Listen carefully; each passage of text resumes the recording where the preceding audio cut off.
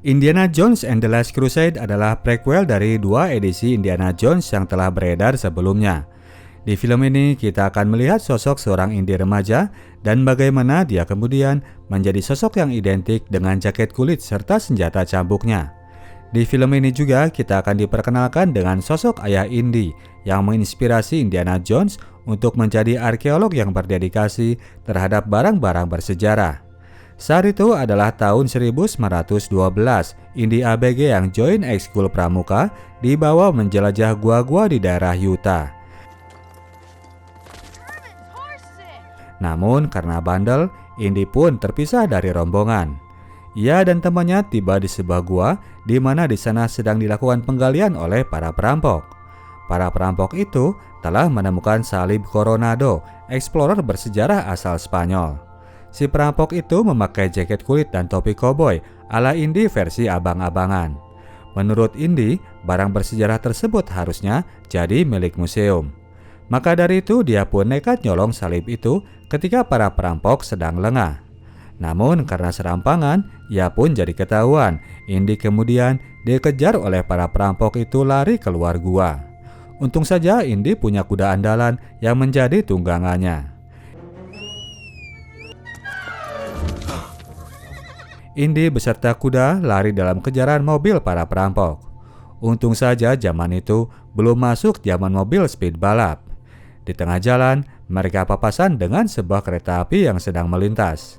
Indy pun segera loncat naik ke atas kereta yang kebetulan kereta ini adalah kereta rombongan sirkus. Berjuang menghindari kejaran rampok, Indy masuk ke gerbong reptil dan sempat sowan sama anaconda. Lolos dari gerbong reptil, Indy tarung di atap gerbong lainnya dan hampir kena sodok cula badak. Bebas dari sodokan cula badak, Indy terjerembab masuk ke gerbong singa. Disinilah ia pertama kali bertemu dengan si tali cambuk. Indy menggunakan cambuk itu untuk menakuti sang Raja Rimba. Namun kemudian karena culun, Indy akhirnya malah mau ditolong oleh para rampok yang berakhir kemudian menangkapnya. Untungnya satu ekor ular sempat masuk ke kemeja anak ini. Ular itu bikin kaget penangkapnya, Indy pun bisa lanjut melarikan diri. Gerbong tempatnya terdampar kali ini adalah sebuah gerbong barang sulap. Ia pun kemudian masuk ke dalam sebuah peti yang biasa dipakai pesulap untuk menghilang dari penonton. Indy berhasil menghilang dari para rampok, ia berhasil lolos keluar dari kereta. Bocah ini kemudian lari sampai rumah dan dengan semangat memperlihatkan barang antik itu kepada ayahnya. Namun saat itu ayahnya lagi gak mau diganggu, Indy disuruh untuk menunggu di luar. Ayahnya ini memanggilnya dengan panggilan Junior. Tidak lama kemudian datanglah sheriff kota tersebut. Indy menyangka bahwa Pak Sheriff datang untuk mencari para perampok. Indy pun menyerahkan barang bersejarah tadi kepada Pak Aparat yang ternyata adalah backingan dari para rampok sewaan seorang bohir. Pada akhirnya, Indy pun harus menyerah kalah.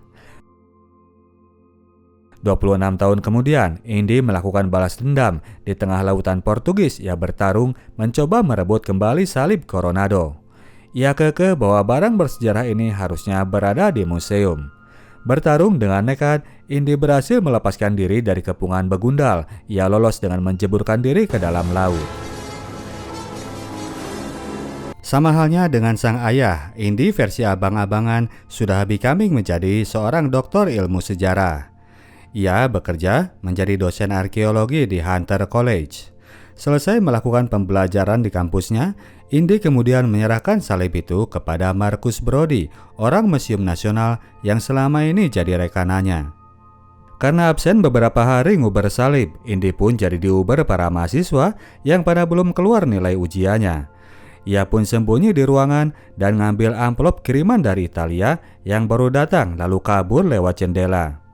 Saat Indy sudah keluar dari kantor itu, dia kemudian dihampiri oleh beberapa orang.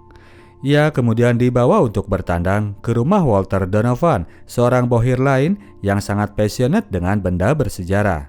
Selama ini, Walter banyak kasih donasi buat museum. Kepada Indy, Walter menunjukkan satu lempeng batu kuno yang ia temukan di daerah gurun di negara Turki. Dari tampang mukanya, Indy bisa menebak bahwa benda ini peninggalan abad ke-12. Ketika dibaca, tulisan pada batu itu menunjukkan keterangan tentang The Holy Grail, tropi yang dalam kepercayaan umat Kristiani telah dipakai oleh Yesus pada perjamuan terakhirnya. Siapa-siapa yang minum air dari tropi itu dipercaya akan hidup selamanya, seperti yang dipercaya oleh ayahnya Indy selama ini. Indy sendiri lebih percaya bahwa hal itu hanyalah dongeng semata, apalagi karena batu ini cuma sebelah saja, keterangannya jadi nggak komplit. Mr. Donovan ternyata sudah melakukan penelitian sendiri bahwa batu ini telah dibawa oleh Yosef, orang yang menguburkan Yesus, lalu ditemukan lagi beberapa abad kemudian oleh 3 ksatria Inggris pada Perang Salib Pertama.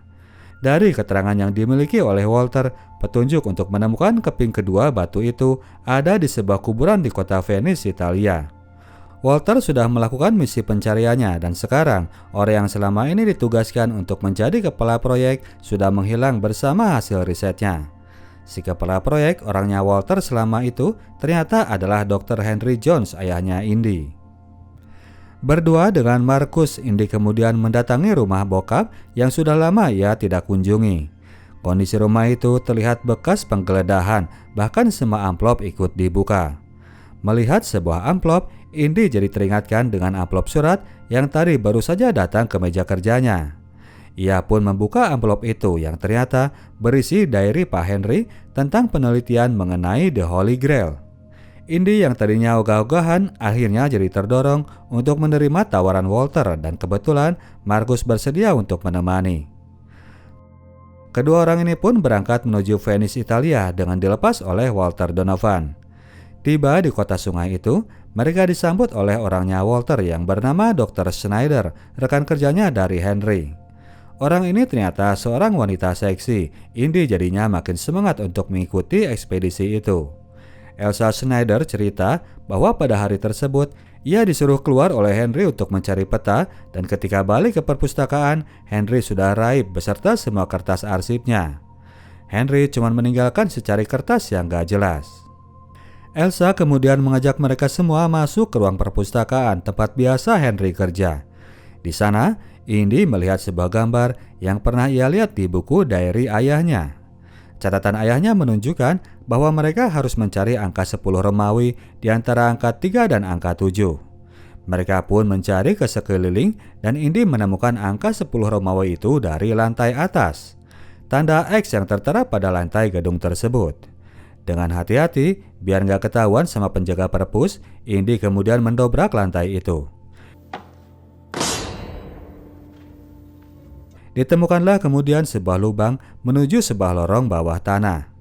Ruangan itu ternyata sebuah katakom, ruangan yang dibuat orang zaman dulu untuk menyimpan jasad manusia.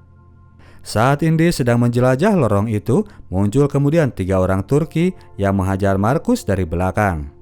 Mereka pun lanjut membuntuti Indy menuju lorong. Indy sendiri saat itu sudah tiba di sebuah titik di mana ia kembali menemukan sebuah tanda X. Ia pun mendobraknya dan lalu masuk ke lorong di sampingnya. Dasar ruangan lorong yang ini terisi oleh air yang berbau bensin, membuat Indy bisa bikin obor untuk melanjutkan perjalanan.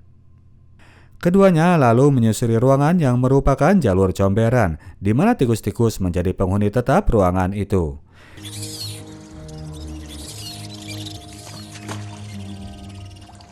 Tibalah kemudian mereka di sebuah ruangan besar di mana di sana terdapat beberapa peti mati. Dipilihlah peti yang paling tinggi. Di situ mereka menemukan sebuah perisai yang diukir dengan tulisan yang sama dengan batu kepunyaan Walter. Indy kemudian mencetak ukiran itu pada sebuah kertas. Pada saat itu sendiri, rombongan orang Turki telah tiba di lubang yang tadi didobrak oleh Indy. Tanpa banyak pikir, mereka segera menyulutkan api yang mana langsung menjalar ke arah Indy sedang berada. Indy berhasil menyelamatkan diri dan juga Elsa. Ia kemudian menyelam dan menemukan celah untuk keluar dari sana yang ternyata menuju lorong kota. Keluar dari lorong tersebut, mereka langsung diuber orang-orang Turki tadi. Kejar-kejaran pun terjadi di atas motorboat. Untungnya, Indy dan Elsa ini baru ketemu sehingga mereka pun jadi gak kompak dalam berkoordinasi. Elsa jadinya ngambil manuver gila masuk ke celah 2 kapal laut. Untungnya, mereka berhasil nyeplos dan kapal laut itu kemudian menjadi penghadang motorbot musuh. Satu motorbot masih ada di belakang dan menembak mesin perahunya Indy. Terjadilah kemudian duel di atas motorbot lagi. Indy berhasil mendesak musuhnya sehingga akhirnya ia pun mau bicara. Orang ini bernama Kazim. Mereka ternyata adalah penjaga dari Holy Grail yang telah disumpah untuk melindungi barang itu sampai mati. Mereka terpaksa melakukan percobaan pembunuhan itu karena Indy sedang berusaha mencuri barang mereka yang telah aman tersimpan selama beberapa abad. Indy kemudian menjelaskan bahwa tujuannya hanya untuk mencari ayahnya. Sang kesatria kemudian memberikan info bahwa ayahnya ini sedang berada di Kastil Brunwald di perbatasan Jerman-Austria. Indy pun melepaskan orang tersebut. Di kamar Markus di hotel, Indy kemudian meneliti tulisan dari cetakan perisai tadi. Ditemukan nama kota Alexandretta. Kota itu sendiri sudah jadi puing-puing di mana kemudian di atas puing-puing itu dibangun kota Iskenderun zaman sekarang. Markus mencocokkan dengan peta yang ia lihat di buku Henry. Ada arah yang menunjukkan sebuah lokasi, namun mereka selama itu belum tahu tempat itu berada di mana. Kini terungkaplah di mana maksud dari peta itu berada, yaitu di kota Iskenderun. Indy langsung mengajak berangkat dan akan menyuruh Mo Salah untuk menemani Markus di Iskenderun. Dia sendiri akan berangkat dengan Elsa menuju Austria. Indy lebih prefer untuk tetap mencari ayahnya. Indy dan Elsa kemudian tiba di kastil yang dimaksud. Dapat info bahwa keluarga Brunwald ini adalah kolektor karya seni, mereka pun menyamar sebagai pasangan seniman. Setelah menghajar pelayan tersebut, mereka pun kemudian masuk dan menyaksikan bahwa kastil ini telah alih fungsi jadi base camp pasukan Nazi. Keduanya kemudian nyelinap untuk mencari ayahnya Indy dan masuk ke sebuah kamar. Dari balik jendela kamar, Indy melihat ada jendela lain di seberangnya. Dengan meloncat ala Tarzan, Indy pun nyebrang dan masuk ke kamar tersebut. Sebuah keramik Cina tiba-tiba menghajar kepalanya. Orang yang menghajarnya ini ternyata sang bokap sendiri yang sedang disekap di kamar itu. Keduanya pun saling kaget karena gak nyangka bisa saling menemukan. Indy kemudian menjelaskan bahwa ia telah menerima buku diary ayahnya dan telah menggunakannya untuk menemukan catacombs, tempat jasad Sir Richard disemayamkan. Ia juga menjelaskan sudah meneliti tulisan pada perisai yang menyebut kota Alexandretta. Henry pun gembira luar biasa. Perjuangannya selama hampir 40 tahun itu ternyata nggak percuma. Itulah alasannya kenapa Henry mengirimkan diary miliknya kepada Indy, selain juga karena pihak Nazi sangat menginginkan diary tersebut. Saat itu datanglah kemudian beberapa tentara Nazi yang menodong keduanya. Yes. Indy ternyata memang sudah ditunggu kehadirannya. Orang yang menodongnya itu langsung minta diary bokapnya Indy. Kedua anak bapak ini pun kemudian main drama untuk mengalihkan perhatian musuh dan kemudian berhasil mengajar balik mereka.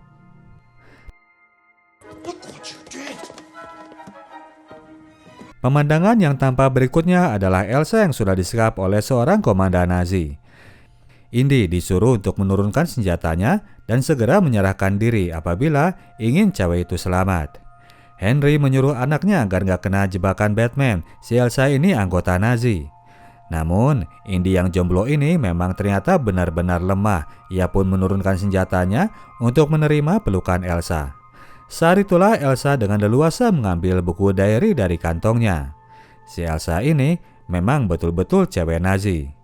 Kedua anak ayah ini pun berakhir ditawan oleh mereka. Indy heran dari mana ayahnya bisa tahu bahwa cewek itu anggota Nazi. Ayahnya kemudian nyeplos bahwa ia dengar si Elsa ngomong waktu cewek ini lagi ngigo. Ayahnya ini ternyata sudah lebih gercep ketimbang Indy. Muncul kemudian suara yang sangat akrab di telinga para Joneses. Orang ini adalah Walter Donovan, bos Hercules yang ternyata hendak menjual The Holy Grail kepada pihak Nazi. Selama ini dia telah memperalat ayahnya Indy. Walter pun dengan bahagia memegang bukunya Henry, namun ternyata halaman yang ia cari sudah gak ada. Halaman itu adalah halaman yang berisi peta di Iskenderun. Indy telah menyobeknya dan memberikannya kepada Markus. Indy lalu menggertak bahwa Markus sudah 2 hari lalu berangkat ke Iskenderun. Ia banyak kenalan di sepanjang daerah itu, kenal bahasa setempat, jadi sangat mungkin ia tidak akan terlacak dan sudah berhasil menemukan The Holy Grail. Markus Brody, opa-opa ini saat itu memang sudah berada di Iskenderun, namun masih terlihat seperti seorang bule nyasar. Boro-boro nemu The Holy Grail, ia juga masih belum ketemu dengan Mo Salah. Untungnya kemudian Salahlah yang berhasil menemukannya. Pada akhirnya, mereka pun kena gap juga oleh anggota Gestapo. Untung saja Salah sudah bersama Markus, opa-opa semi pikun itu masih ada yang bisa melindungi. Salah menyeludupkan Markus ke sebuah pintu yang ternyata pintu itu adalah pintu bak sebuah truk milik Nazi. Di Brunwald, pihak Nazi mendapatkan kabar bahwa Elsa sudah diminta untuk menghadiri rapat umum di Museum Berlin. Sang Führer Adolf Hitler akan memimpin langsung acara tersebut. Untuk itu, mereka pun akan pisah posisi, Elsa ke Berlin dan Walter ke Iskenderun menemui Markus yang sudah tertangkap. Tanpa peta itu, buku diary Henry jadi sia-sia. Sementara Elsa dan Walter pergi, Indy dan Henry ditinggal dengan posisi masih terikat.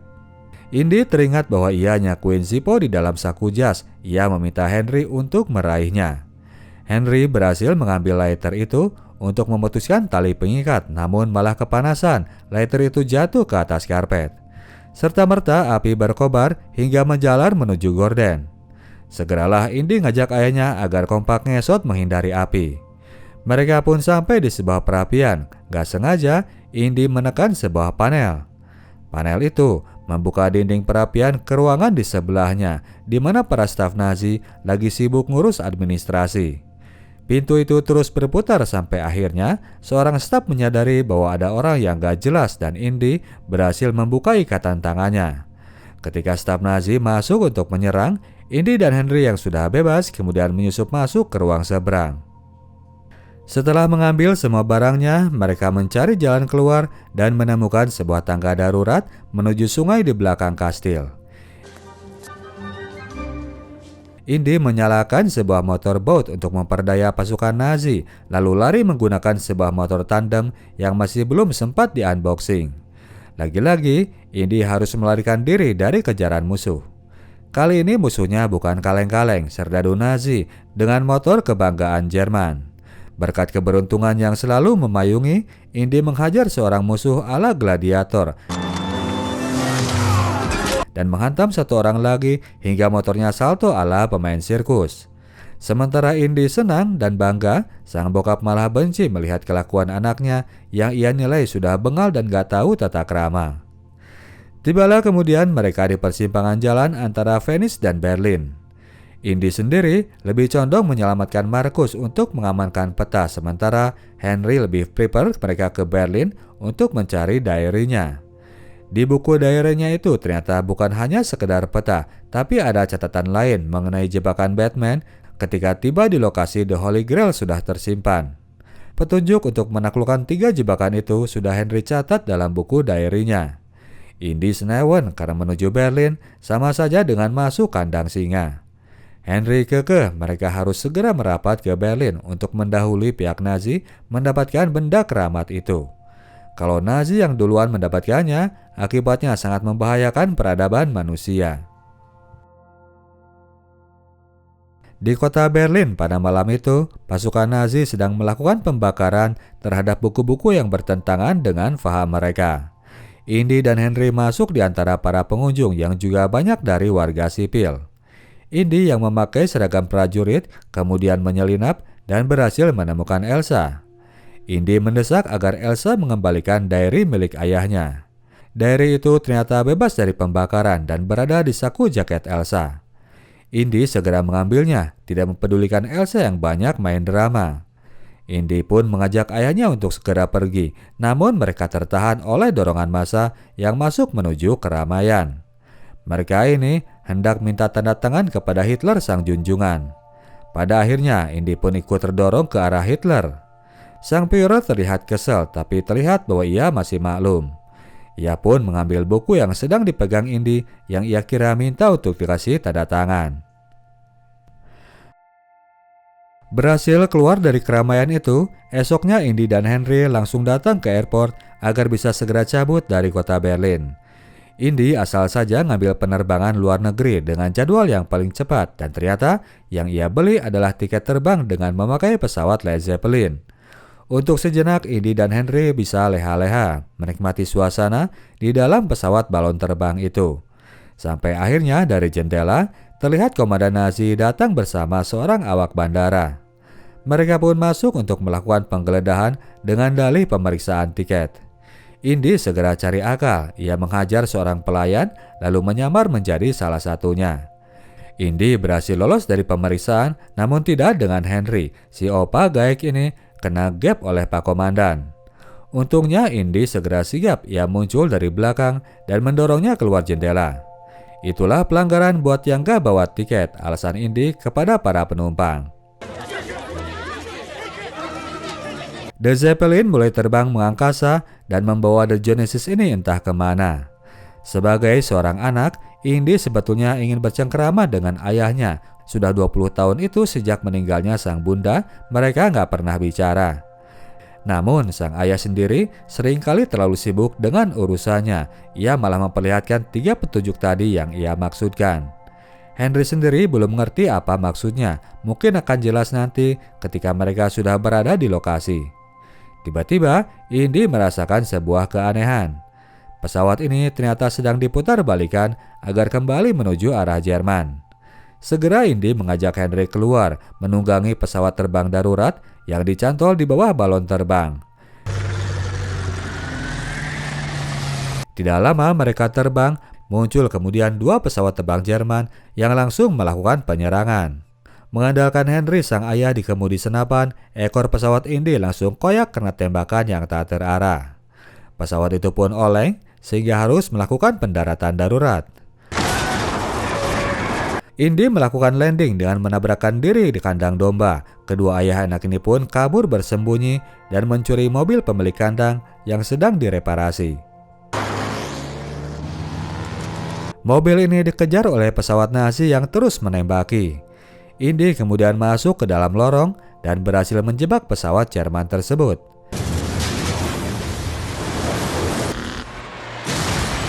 Namun akhirnya mobil ini pun harus terjerembab di sebuah lubang. Indy dan Henry harus lanjut kabur jalan kaki karena masih tersisa 1 pesawat musuh lagi. Mereka pun terjebak ke sebuah pantai. Di sana, Henry melihat ada komunitas camar lagi hangout. Ia pun kemudian mengusir burung-burung itu agar terbang serempak dan menabrak pesawat Jerman. Celakalah pesawat tersebut, Indy dan Henry pun jadi selamat. Mereka bisa lanjut mencari Markus. Walter dan pasukan Nazi sudah sampai di provinsi Hatay, lokasi dari kota Iskenderun. Mereka sedang coba menyuap gubernur setempat agar memberi izin kepada mereka untuk melakukan eksplorasi. 1 peti emas permata dipersembahkan, namun mata Pak Gubernur lebih tertuju kepada mobil Rolls Royce tunggangan Pak Komandan. Ia lebih memilih mobil cepat itu untuk menjadi sogokannya. Di antara pegawai kegubernuran itu, ada seorang Kazim yang bekerja sebagai pengawal. Indy yang sekarang telah bertemu dengan Mo Salah di Iskenderun, kemudian mengantarnya untuk mencari Markus. Yang didengar oleh Mo Salah bahwa Markus sedang dibawa ke sebuah gurun. Di gurun itu, pasukan Nazi memang sedang bergerak menuju lokasi penyimpanan The Holy Grail. Markus berada bersama mereka. Pasukan Nazi ini datang lengkap dengan membawa artileri beratnya. 1 tembakan percobaan meleset dari Indy, namun terkena mobil mertuanya Salah. Selain gengnya Indy, di sana ternyata sudah hadir pula gengnya Kazim. Mereka nggak ragu untuk duluan menyerang, berusaha melindungi benda keramatnya dari tangan-tangan jahil. Kesempatan itu dipergunakan oleh Indy untuk mencuri beberapa kuda sebagai alat transport pengganti. Salah sendiri mencuri beberapa onta buat kompensasi mobil mertuanya yang sudah hancur. Pertempuran antara pasukan Nazi dan para penjaga berlangsung gak seimbang. Kelompok asal Turki ini pun berhasil ditaklukkan. Demikian juga dengan Henry yang berhasil tertangkap di dalam tank. Tinggal Indy seorang yang masih berkeliaran di atas kuda yang ditungganginya. Dia dikejar oleh sebuah tank Jerman. Namun berkat kecerdikannya, Indy berhasil merepotkan mereka. Dengan nekat pula ia loncat ke atas tank dan menghajar beberapa penjaga. Namun kemudian Indy kena cekik oleh Pak Komandan dan Henry pun ikut bertarung dengan seorang penjaga di dalam tank. Dengan tinta penanya, Henry berhasil mengalahkan musuh. Indy sendiri terjerembab hampir jatuh dan terancam kena himpit bebatuan bukit. Indy berhasil selamat setelah tank ini tiba-tiba belok arah. Sebuah tembakan pistol di dalam tank gak sengaja mencocor kepala supir. Tank ini pun kini melaju asal maju. Sementara Henry dan Marcus berhasil diselamatkan oleh Mo Salah, Indy bertarung dengan Pak Komandan hingga tank ini terjun ke bawah jurang. Indy pastinya masih berhasil selamat karena pegangan sama akar-akar. Jalanlah kemudian mereka menuju lokasi yang dituju, sebuah bukit yang berbentuk bulan sabit. Petunjuk serupa telah didapatkan oleh Walter dan Elsa. Mereka pun segera bergerak menuju lokasi itu. Lokasi yang dituju adalah sebuah bangunan yang diukir dari bebatuan bukit. Lokasinya mirip dengan lokasi Petra di Yordania. Ketika Indy dan kawan-kawan tiba, ternyata rombongan Walter sudah berada di titik tersebut. Mereka sedang menuju tangga di jebakan pertama. Seorang pengawal maju untuk dikorbankan dan keluar hanya dengan kepala saja. Saat lagi asik menyaksikan adegan itu, mereka kemudian terkepergok oleh pasukan musuh. Indy dan kawan-kawan kemudian dihadapkan kepada Walter. Sang bohir culas ini menantang Indy untuk maju mengambilkan cawan suci itu, namun Indy menolak suruhan seorang Nazi. Walter nggak peduli dengan Nazi, ia tetap akan memberikan barang itu kepada Hitler, namun yang ia inginkan hanyalah khasiatnya yang bisa membuat orang sehat selamanya. Kesulitan memaksa Indy, Walter kemudian menembak Henry yang membuat Indy terpaksa kemudian harus mendapatkan cawan suci itu agar bisa menyelamatkan ayahnya. Indy menguatkan batin, ia pun maju untuk menghadapi tantangan pertama. Petunjuk pertama dari diary Henry adalah, dalam nafas Tuhan, hanya orang menyesal yang bisa diselamatkan. Begitu mendapatkan hembusan angin, Henry pun merunduk seperti orang menyesal dan selamat dari sabetan pisau raksasa. Petunjuk kedua adalah huruf dari nama Tuhan. Di sana, Indy melihat lantai yang berkotak-kotak dan diisi oleh huruf-huruf. Nama yang ia pilih adalah Jehovah yang Indy sempat salah eja karena dalam bahasa Ibrani, Jehovah diawali dengan huruf I. Untung ia masih bisa selamat. Setelah itu, Indy pun melangkah dengan mulus. Petunjuk berikutnya adalah langkah dalam keimanan. Di sana, Indy melihat sebuah jurang curam yang memisahkan dirinya dengan celah gua yang ada di seberang. Jurang itu nggak mungkin untuk diloncati. Indy harus mau melangkah dengan menguatkan iman. Indy memasrahkan diri dan menarik langkahnya. Ternyata kakinya bisa napak pada sebuah jembatan batu yang samar terlihat seperti sebuah gambar 3D. Tuntaslah sudah semua tantangan itu, Indy pun nyebrang dengan leluasa. Sebelumnya, ia pun menaburkan pasir agar jembatan itu masih terlihat buat nanti jalan pulang. Setelah melewati sebuah lorong, Indy pun masuk ke sebuah ruangan yang mana di sana terdapat seorang penjaga. Orang itu adalah sang satria terakhir yang menemukan The Holy Grail pada perang salib yang pertama berabad yang lalu. Ia masih menjaga barang tersebut dan masih dalam kondisi sehat, namun kekuatannya sudah hilang. Ia sangat percaya ketika melihat seorang Indy bahwa dirinya adalah ksatria yang sudah lama ia tunggu, meskipun cuma bersenjatakan sebuah tali cambuk. Sang ksatria mempersembahkan pedangnya kepada Indy. Saat itu muncullah kemudian Walter dan Elsa yang datang menyusul. Walter sudah gak sabar ingin mencicipi air keabadian. Namun di sana ternyata terdapat banyak cawan. Walter harus bisa memilihnya sendiri. Dengan dipilihkan oleh Elsa, Walter pun mengambil cawan yang paling bling-bling. Ia pun mengambil air dengannya untuk kemudian ia teguk. Tidak lama kemudian terjadi sebuah kontrareaksi. Alih-alih awet muda, tubuh Walter pun menua secara kilat sampai hancur menjadi debu. Cawan yang salah akan berakibat efek yang sebaliknya. Indy yang juga harus segera menyelamatkan ayahnya, ia pun bergegas memilih sebuah cawan. Pilihannya jatuh kepada cawan yang paling burik di antara semuanya, yang paling mungkin dimiliki oleh seorang tukang kayu. Indy pun meneguk air dengan cawan itu dan semua ternyata aman-aman saja. Sang kesatria membenarkan pilihan Indy dan mempersilahkan Indy untuk mengobati ayahnya. Namun cawan itu gak bisa dibawa keluar dari gua tersebut dan khasiatnya pun hanya manjur sebatas di lokasi gua saja. Kalau coba dibawa keluar nantinya akan membuat celaka. Indy segera lari keluar dan mencoba menyembuhkan Henry.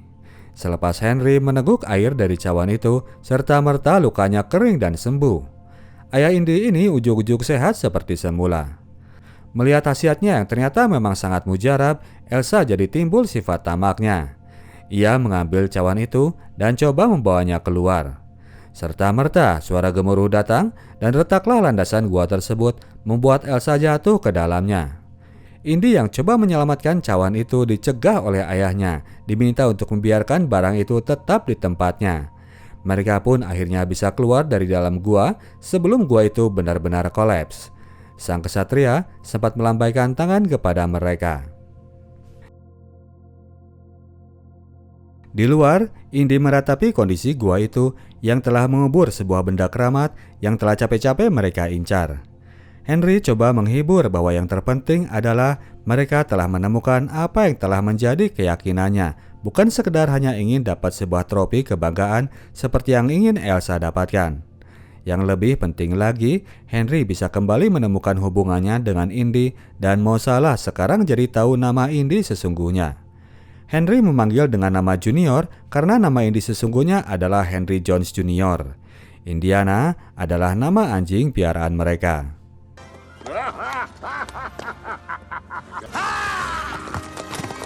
Oke, demikianlah ceritanya bro dan sis. Kita tim Sinotok cabut dulu. Sampai jumpa di video kita selanjutnya. Ciao.